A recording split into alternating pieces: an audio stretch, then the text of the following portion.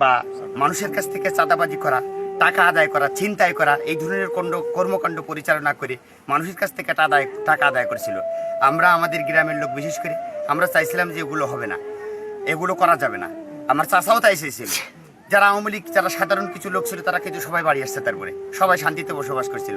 কিন্তু তারা মানে পূর্ব পরিকল্পিতভাবে এদেরকে হত্যা করার উদ্দেশ্যে বাইরের বহিরাগত সন্ত্রাসী তাদেরকে নিয়ে এসে প্রথমে বোমা হামলা করে এলোপাতাড়ি হত্যার উদ্দেশ্যে শুধুমাত্র মাথায়, বারবার আপনারা দেখেছেন তার মাথায় 44টা সেলাই।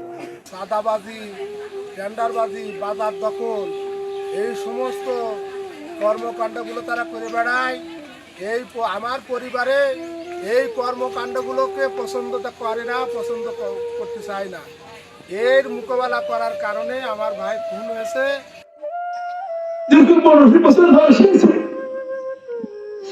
অনেক সময় থেকে বলেছে যারা তুমি বাড়ি আসো, বাড়ি গেলে আমাকে রাখবে না। এই ভাই থেকে আসেনি, কিন্তু সুসময় তিনি আসেন, তিনি আমাদের বাজায় থাকতে পারবেন না।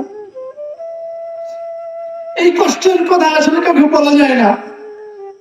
যে সময় তার পৃথিবী থেকে বিদায় নেওয়ার পালা ছিল, সেই সময় তিনি গেলেন না, কিন্তু সুসময় এসে তিনি আজকে চলে গেলেন আমাদের মাঝে। আমি লাভ করে বলতে পারি কখনো কারোর সাথে এক চুল পরিমাণ অপরাধ কোনো ব্যাপার করে নাই, এটা মানব করে বলতে পারি। কারোর সাথে চরিত্রে নাই কথা বলা, কারোর সাথে অহংকারে কথা বলতে সে কখনোই বলো না। সব প্রত্যেকটা মানুষকে তারা বুকে আটকে ধরার মতো মানসিকতা নিয়ে তারা চলতো। এগুলো কারোর কাছে আসলে পছন্দ হয় না।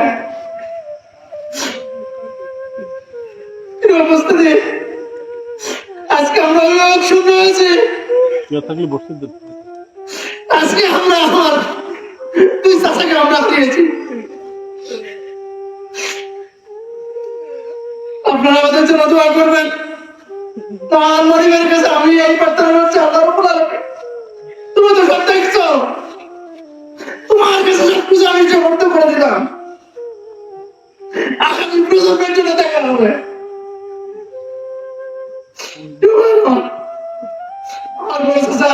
এই সমাজের মানুষের জন্য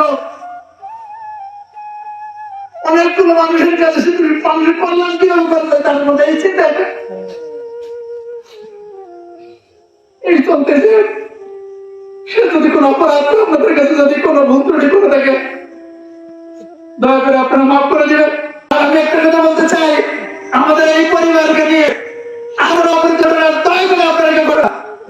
আমি দেখেছি আজ দুদিনের মধ্যে অনেকেই এই কোরআনকে কাজী করালে পারি তো সব বিভিন্ন ধরনের অপরাধ আপনারা চলে যাচ্ছেন। আমরা কখনো এটা কাম্য করি না। ভাই ভাই প্লিজ এটা বন্ধ করুন। আর এই সংঘাতের রাজনীতি, এই সংঘাতের এই কিছু আমরা চাই না।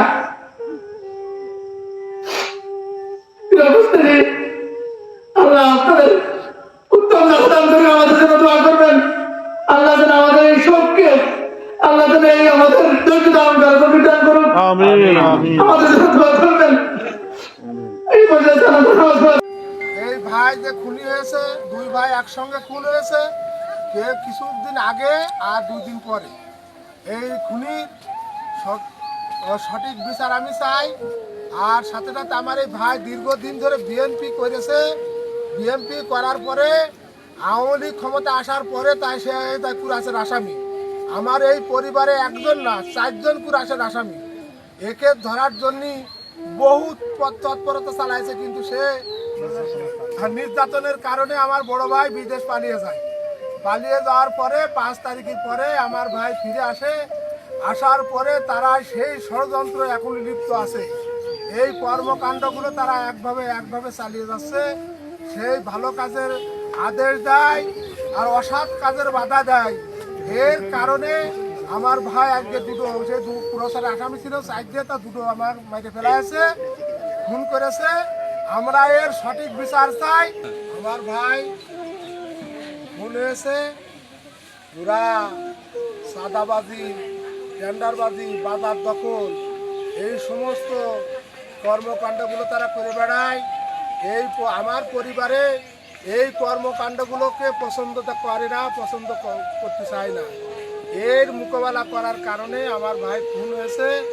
আমরা এর সঠিক বিচার চাই, এর ফাঁসি চাই। আমরা সবাই আমরা ফাঁসি চাই, ফাঁসি চাই, ফাঁসি চাই, ফাঁসি চাই, ফাঁসি চাই। আমরা চাই, চাই, আমরা ফাঁসি চাই, ফাঁসি চাই, ফাঁসি চাই, ফাঁসি চাই, ফাঁসি চাই, ফাঁসি চাই,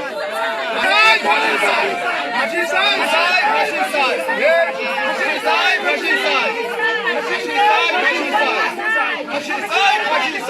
ফাঁসি চাই, ফাঁসি চাই, ফাঁসি চাই, ফাঁসি চাই, ফাঁসি চাই, ফাঁসি চাই, ফাঁসি চাই। ইউনুসে হত্যা হয়েছে। আমার চাচা প্রায় 15 বছর যাবৎ বাইরে পালিয়েছিল বিএনপি করার কারণে। আজীবন তারা বিএনপি করে তারা পালিয়েছিল। এরপরে যখন 5 তারিখে পট পরিবর্তন হয়েছে তখন সে দেশে আসে। দেশে আসার পরে সাধারণত যখন আওয়ামী লীগ মাঠে নেই বললেই চলে, সেই সময় বিএনপি সাধারণত 2 গ্রুপ সৃষ্টি হয়েছে। এই 2 গ্রুপ সৃষ্টি হয়ে এক গ্রুপ যারা ফিরোজ গ্রুপ, তারা কি করেছে, তারা আধিপত্য বিস্তারকে বাজার দখল করা বা মানুষের কাছ থেকে চাঁদাবাজি করা, টাকা আদায় করা, ছিনতাই করা, এই ধরনের কর্মকাণ্ড পরিচালনা করে মানুষের কাছ থেকে টাকা আদায় করেছিল।